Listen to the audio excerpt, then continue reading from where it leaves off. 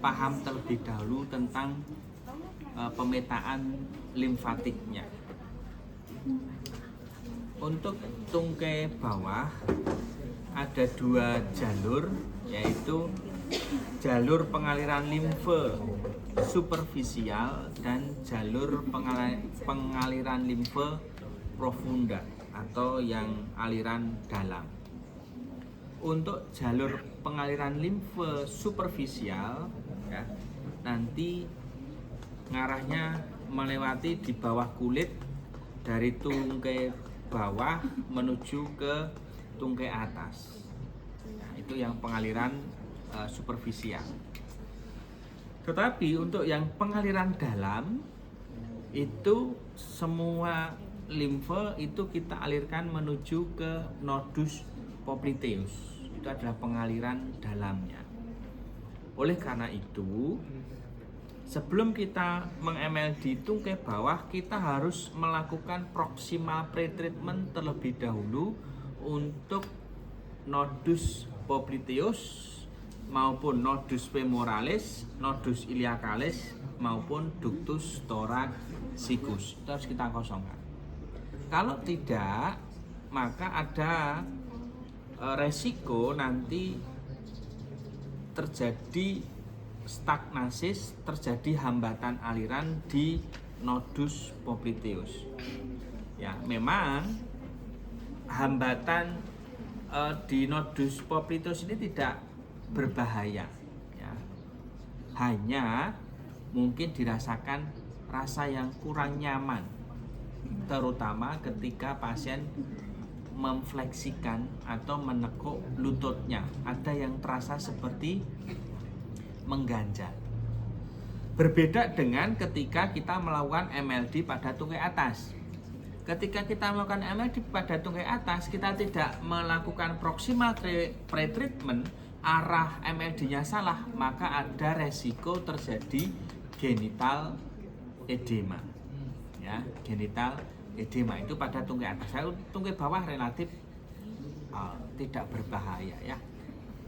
Ya, meskipun kalau genital edema pun sebenarnya juga tidak berbahaya, cuman ya gimana gitu aja lah, ya, dibandingkan dengan tempat yang lain, ya, seperti itu. Seperti hanya dulu mungkin Pak Yoga pernah cerita kayak ada mahasiswi yang dilakukan MLD pada lengan atas, tekanannya salah, arahnya salah, ya, dia merasakan mame pada bagian sampingnya, dada bagian sampingnya ini menggelembung kayak ada airnya, gitu kan, menggelembung ada airnya, ya. Nah, itu akibat dari teknik yang dilakukan sudah keliru. Nah, kemudian kita pemetaan limfe di tungkai bawah ini terdapat watershed. Watershed itu adalah batas aliran air. Nah, batas aliran air itu dijumpai mulai dari tuberositas tibia, kemudian dia berjalan ke distal, ya, sepanjang linea tuberosita sampai ke malleolus medialis. Bahkan ada juga yang mengatakannya berlanjut sampai ke metatarsal 1. Karena ada batas aliran air seperti ini, maka kita nanti mengalirkan limfe pada sisi antromedial ini kita masukkan ke nodus popliteus, ya. Ini yang kalau kita pengalirannya yang dalam. Kalau pengalirannya yang superficial, maka boleh melewati lutut bagian medial. Pun yang sisi lateral, maka kita alirkan limfe ini di sisi antrolateral menuju ke nodus popliteus. Kalau mau lanjut ke lutut boleh nanti ke arah sana, ya. Oke. Terus di ankle juga demikian. Ankle pada sisi medial berarti nanti kita mengalirkannya boleh melewati bagian anterior malleolus medialis, boleh juga kita mengalirkannya melewati bagian posterior dari malleolus medialis, ya, sehingga nanti ini ke arah tendon Achilles, ya. Ini. Kemudian di sisi dorsal dan lateral, ya, ini boleh melewati anterior malleolus lateralis atau boleh juga dia berbelok ke posterior dari malleolus lateralis, ya. Sudah kelihatan petanya?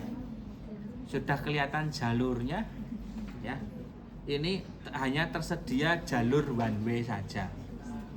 Nanti kalau ada jalur two way, ini khawatirnya bentrok dan kecelakaan.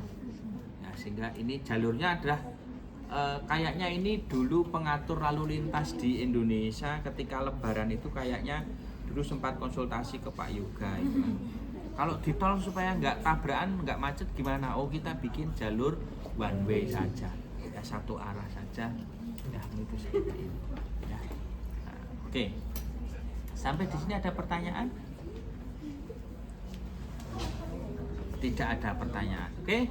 Kalau tidak ada pertanyaan, ya, anggap saja minggu kemarin kita sudah mengosongkan ductus thoraxicus, nodus iliacalis dan nodus femoralis. Hari ini kita lakukan MLD